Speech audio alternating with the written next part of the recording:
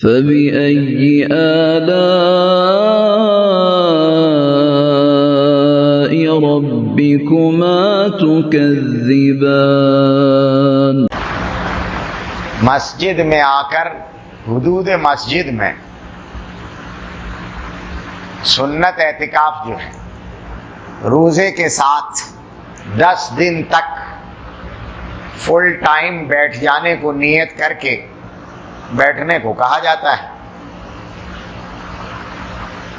بغیر ضرورت بشری کے باہر نہیں نکلا جائے گا، یا تو ضرورت شرعی ہو یا ضرورت بشری ہو۔ ضرورت شرعی یہ ہے کہ جس مسجد میں اعتکاف کیا ہے اس میں جمعہ نہیں ہوتا، تو آپ جمعے کے فرض پڑھنے کے لیے دوسری مسجد میں جہاں جمعہ ہوتا ہے قریب والی میں وہاں جا سکتے ہیں اور فوراً واپس آ جائیں، سنتیں اپنے یہاں پڑھیں۔ ضرورت بشری یہ ہے کہ آپ کو کوئی کھانا لانے والا نہیں ہے تو آپ کھانا لینے جا سکتے ہیں، آپ کو استنجے کے لیے جانا ہے، آپ کو وضو کے لیے جانا ہے تو جا سکتے ہیں۔ جو چیزیں ضرورت کی نہیں ہیں ان کے لیے باہر نہیں نکل سکتے ہیں۔ اب مسئلہ آ رہا ہے کہ آج کی دنیا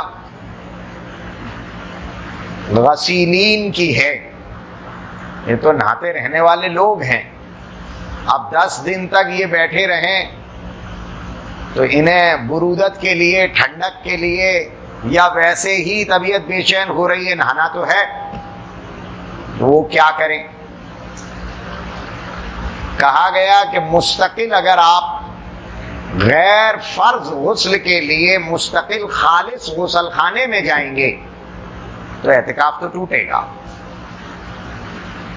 یہ تو طے ہے۔ تو پھر اب کیا کریں؟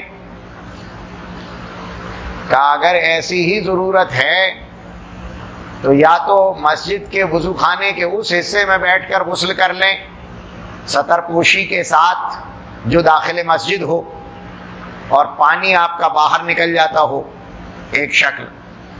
دوسری شکل ہمارے اکابر کے دور میں کہ باقاعدہ مرکن منگایا جاتا تھا اور اس کو غسل دیا جاتا تھا اندر، اور وہ لگن میں بھرا ہوا پانی باہر پھینکوا دیا جاتا تھا۔ 2۔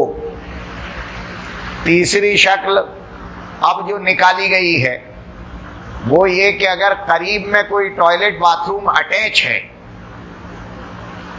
تو آپ اس اٹیچ والے ٹوائلٹ باتھ روم میں ٹوائلٹ کے لیے جائیں، ٹوائلٹ کے لیے تو جا سکتے ہیں نا، ٹوائلٹ کے لیے جائیں اور وہاں سے واپسی میں جلدی جلدی پانی ڈال کر آ جائیں۔ تو چونکہ آپ کسی ایک کمرے میں مستقل غسل کی نیت سے نہیں گئے، تو ایک کمرہ ہے جو دونوں کو شامل ہے، اٹیچ ٹوائلٹ باتھ روم میں جائیں آپ ٹوائلٹ کے لیے، اسی وقت جائیں جب آپ کو تقاضا ہو، اور تقاضے سے فارغ ہو کر آپ غسل کرتے ہوئے واپس آ جائیں۔ اس لیے آپ کے معتکف میں آپ نے دیکھا ہوگا 3 منزلوں میں اس کا نظم کرایا گیا ہے مستقل۔